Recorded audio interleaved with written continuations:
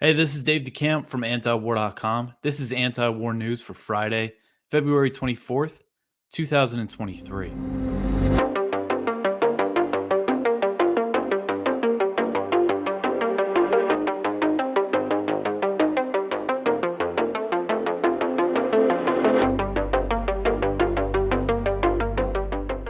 All right, so the first story at the top of antiwar.com today is actually some good news. Matt Gaetz has introduced a war powers resolution to pull U.S. troops out of Syria.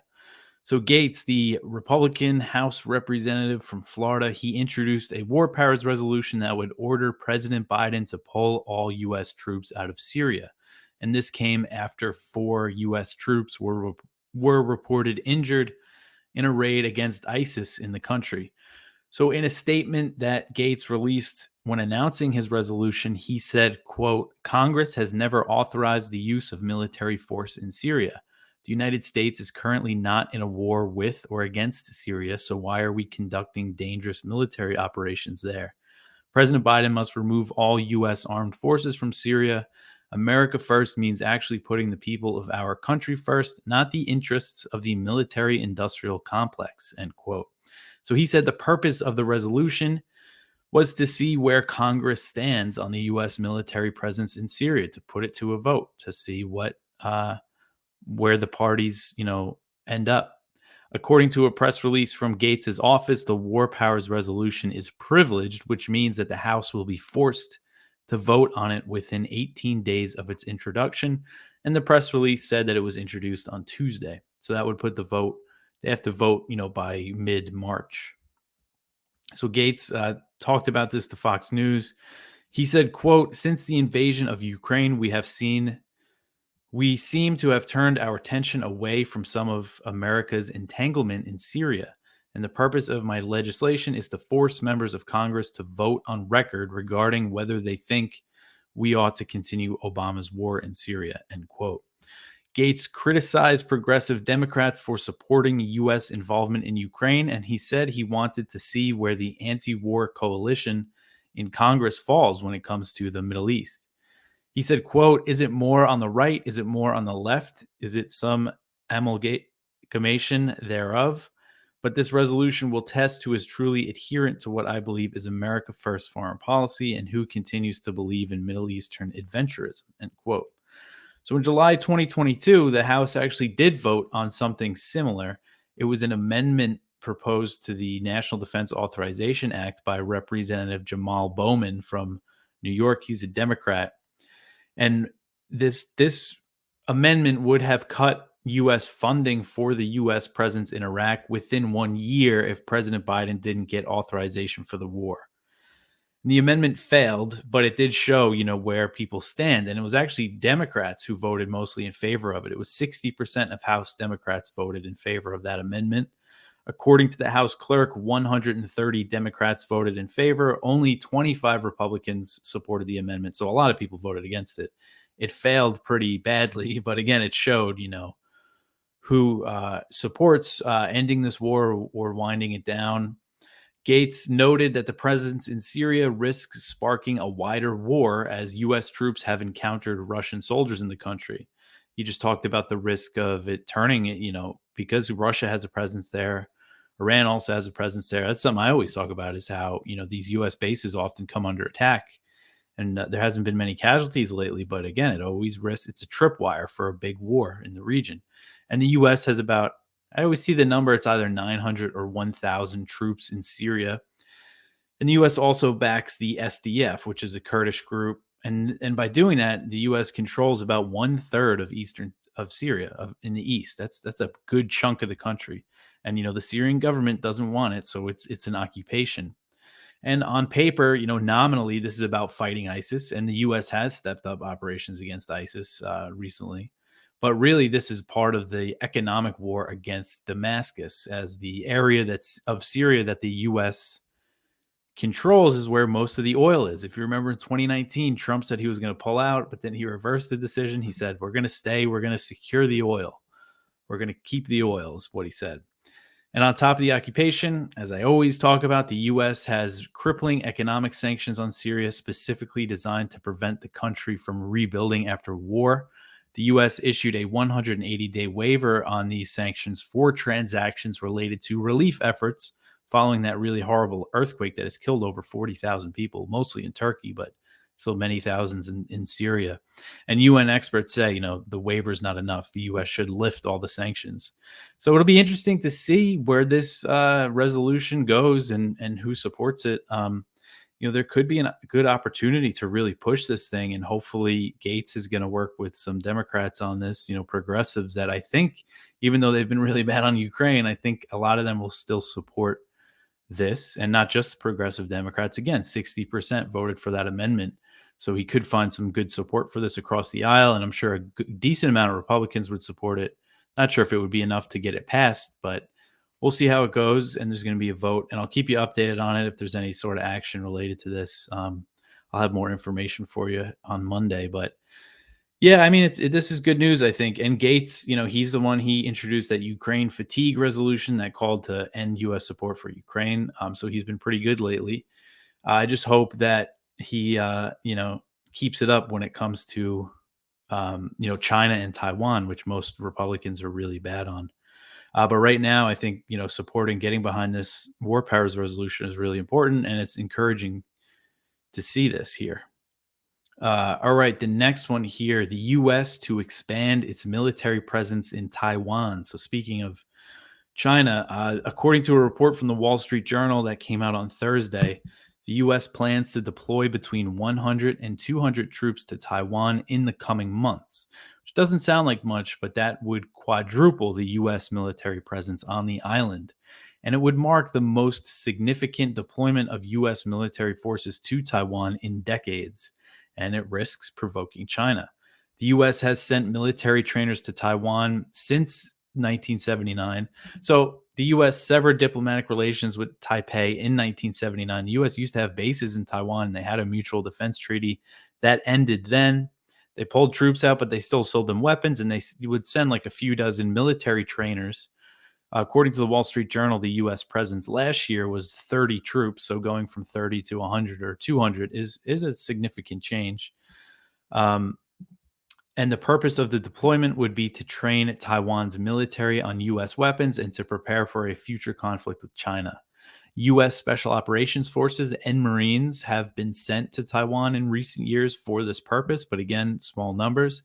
And the U.S. National Guard just began training Taiwanese troops as well, both in Taiwan and in the United States.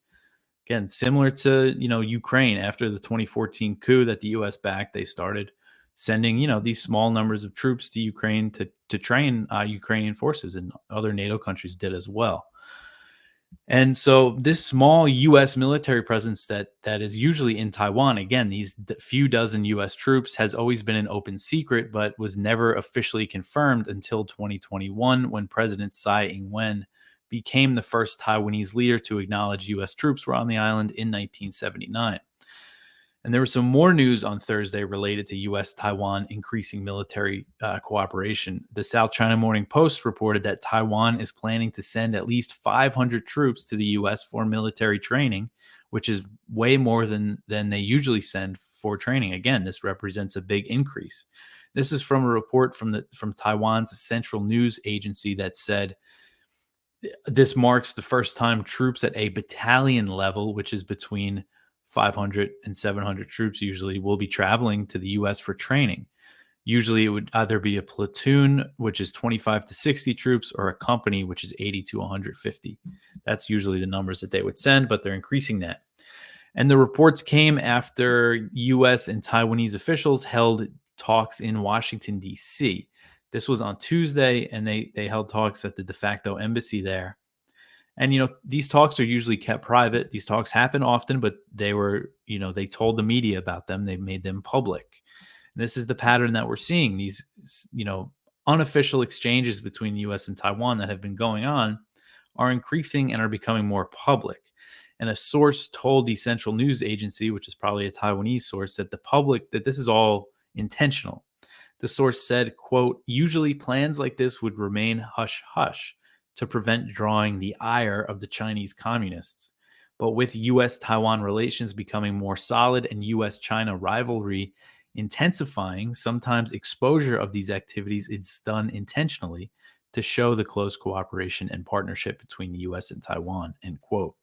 So a US official told the Wall Street Journal that they were concerned about at what point is this going to, provoke China. And this official says they don't think what they're doing yet is objectionable to China or would reach a tipping point for China, as the official put it.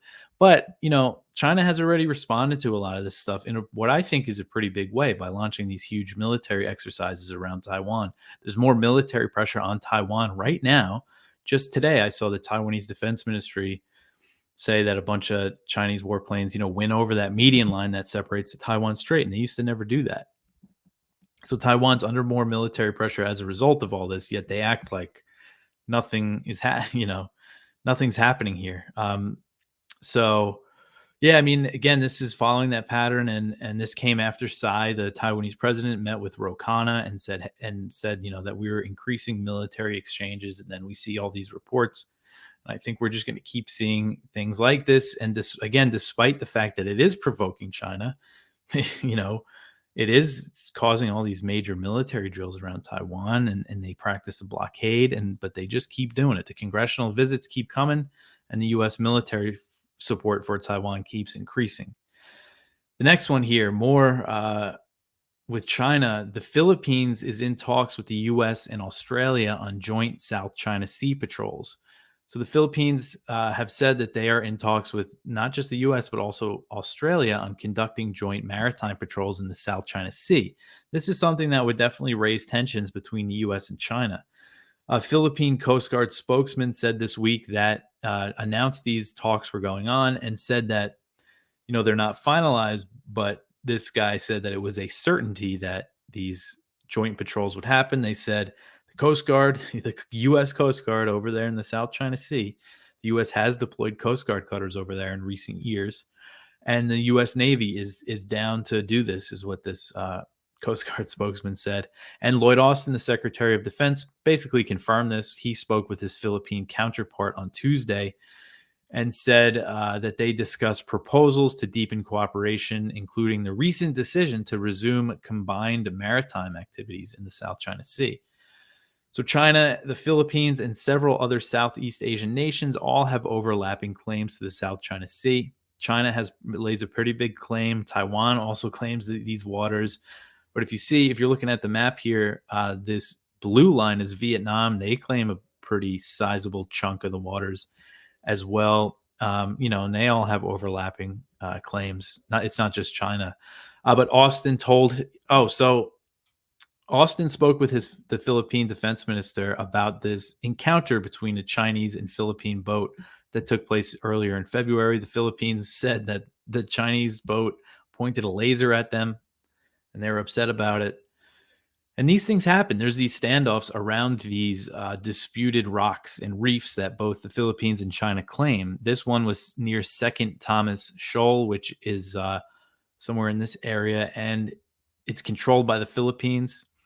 But whenever these things happen, the U.S. comes out and says, we support the Philippines, and if any of their boats come under attack, we'll go to war. That's what they say. They say it will invoke the Mutual Defense Treaty, the U.S.-Philippines Mutual Defense Treaty, which means, if the Philippines is attacked, the U.S. will come to their defense. And they're saying that this applies to these boats in the South China Sea.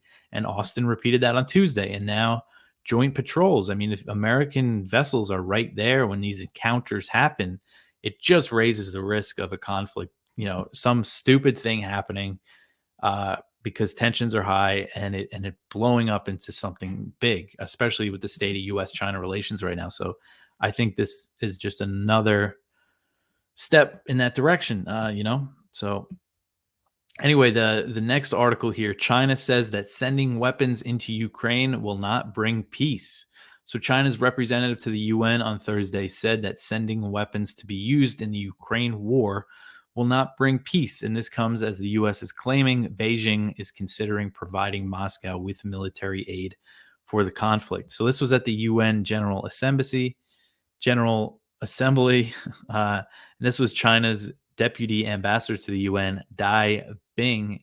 He said, quote, 1 year into the Ukraine crisis, brutal facts have offered ample proof that sending weapons will not bring peace. Adding fuel to the fire will only exacerbate tensions, and prolonging and expanding the conflict will only make ordinary people pay an even heftier price, end quote.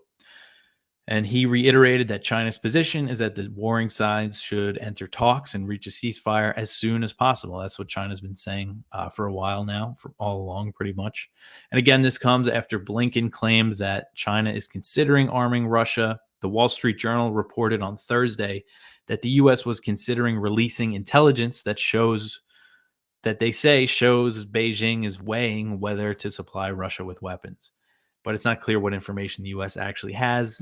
In the early days of the war, U.S. officials claimed that Russia asked China for military assistance, but it was later revealed that they didn't have what U.S. officials called hard evidence to back up the claim. So who knows how true this is? Again, China and Russia do continue to draw closer together. But then you see this Chinese official say, sending weapons is not the answer. It doesn't seem like something they would say if their next step is to be sending weapons. So who knows? But it's a year into the war. Friday marks, the 1 year since the invasion. And unfortunately, there's no end in sight right now. All right, the next one here, the U.S. to send $10 billion in economic aid to Ukraine. So Treasury Secretary Janet Yellen said this on Thursday, that the U.S. is going to send another $10 billion in additional economic assistance in the coming months. Since Russia invaded Ukraine a year ago, the U.S. has given Kiev at least $13 billion in budgetary aid, which is aid that goes directly to the Ukrainian government to fund government services, pensions, and healthcare. That's what they're paying for. There was recently a video went viral of Biden saying that they were paying, Ukrainian pensions. It was from a few months ago, but it just went around recently. So I thought could use this article as a way to explain that, that they have been doing this. And Yellen discussed this again, said in the coming months they're going to provide another $10 billion. And another important point is, so far Congress has authorized $113 billion to spend on this war, and in a year. They're still using the $45 billion that they authorized in December, that President Biden signed in December. So that's what they're spending. So when you see them say, "Oh, we're going to send $10 billion in economic aid," that's not on that doesn't add up to the total of $113 billion. It's still being pulled from that. Just so, because sometimes people think now it's $123 billion, but that's not the case. But according to a summary of the $45 billion aid package that was approved in December, $13 billion is allocated for economic and budgetary assistance. So $13 billion, that's a lot. Again, this money that's being handed to the Ukrainian government, despite the fact that it's a notoriously corrupt government, which really came out last month when there was that big corruption scandal and Zelensky fired a bunch of officials. So who knows what's really going on with this money that's being sent over there. Okay, the next one here, Victoria Nuland, who's been talking quite a lot lately, the Undersecretary of State for Political Affairs. She told the Russian news agency TASS on Thursday that the U.S. was ready to hold discussions with Russia on the New START treaty tomorrow if Russia was willing to do the same. So her comments came after Putin announced that Russia was suspending participation in the New START, which limits the deployment of nuclear warheads and launchers. And it's the last remaining nuclear arms control treaty between the U.S. and Russia. So, it's not good news. And Nuland says, we're ready to talk about it tomorrow if Russia is ready. And she said that they're ready to allow inspections, because inspections under the treaty have been paused since March 2020. Over the summer, the U.S. said that they were going to send inspectors to Russia, but Russia said no, saying that their inspectors couldn't go to the U.S. because of sanctions. They eventually agreed to hold talks on it, but then Russia canceled at the last minute, citing tensions in Ukraine. And this is, and that's why, really they suspended the New START, because of the escalations from the U.S. And Russian officials, quite a lot of them, have said since Putin announced the suspension that If the U.S. moves to de-escalate tensions, then we could quickly get back into this. This is temporary, and that would mean the U.S. would have to back down, and we don't see any sign of that.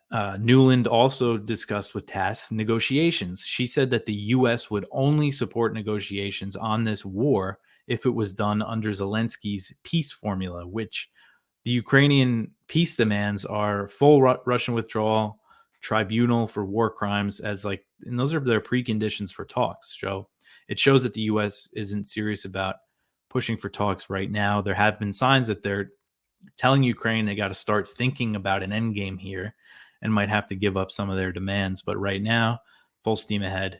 And it's always important to note, because I've seen a lot of people in Congress actually making false claims that Russia has pulled out of nuclear treaties recently, but that's not true. The U.S. is who pulled out of the anti-ballistic missile treaty under Bush, and then INF and the Open Skies Treaty under Trump. Okay, so the next one here. Hungary is going to send a delegation to Sweden and Finland over their NATO bids. So the head of Hungary's ruling party in parliament said Thursday that Budapest is sending a delegation to Sweden and Finland to discuss their NATO bids. Now, I've been talking a lot about Turkey and Sweden and Finland joining NATO. We know that they oppose it. Hungary has been saying, yeah, we're gonna approve it, but they still haven't brought it to their parliament. But here are some signs that maybe it won't. The ratification won't pass as easily as I kind of assumed, because Hungary and Turkey are the only two countries, NATO countries, that have yet to approve them joining. And Viktor Orban, the prime minister, he previously said that his country supports them joining the alliance, and Hungary's parliament is set to start debating ratifying their memberships next week. But this, the head of Orban's Fidesz party, so this is the ruling party, Viktor Orban's party, the head of that party in parliament said that a debate has emerged within the party over the Nordic nations joining the alliance. He said that some of the Fidesz party lawmakers resented the fact that, quote, politicians from these countries have insulted Hungary in crude, unfounded, and often vulgar manner in recent years, and now they are asking for a favor, end quote. So the Hungarian government has come under a lot of criticism from fellow EU nations, especially since Orban won re-election last year. They're trying to deny them EU funding. I don't know enough about the issues to say what it's really all about, but it seems like they don't like Orban and they don't like that he was elected.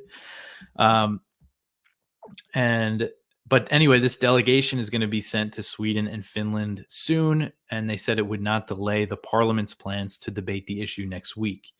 And he said that Orban still favors admitting the two countries into NATO, but some of the Fidesz members are arguing that expanding NATO could escalate the conflict, could escalate tensions with Russia, which is definitely true, especially, when it comes to Finland, because they have that big border with Russia. So, and even though Turkey has been very critical of Sweden, they've said that they could approve Finland without Sweden. And Finnish officials recently said, I went over that, I think that was this week, early in the week, that Finnish officials said, it was over the weekend at the Munich Security Conference, that they would join if Turkey just approved them and not Sweden. Before they said they were only going to join with Sweden, but now they're open to doing it, by themselves. And again, they're the big one because they got that big border with Russia.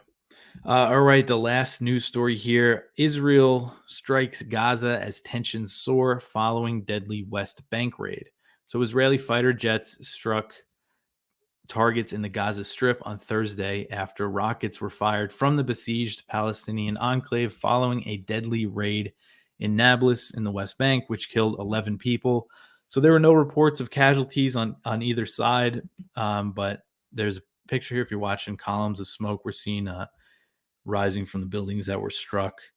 The Israeli army tweeted that they targeted a weapons manufacturing site. So, tensions are still high. That's really just the point of this article here. And, it seems like another big Gaza war could pop off at any moment now with all this violence in the West Bank and this new government. I mean, tensions are really high. The U.S. is sending Brett McGurk over there. McGurk is the top Middle East official on the National Security Council, and I believe he's going to Israel. He's going to the region to discuss these tensions. So we'll see, what the U.S. Is going to say about it, but I don't think it's really going to have much impact. I think this new Israeli government is just going to do what they want.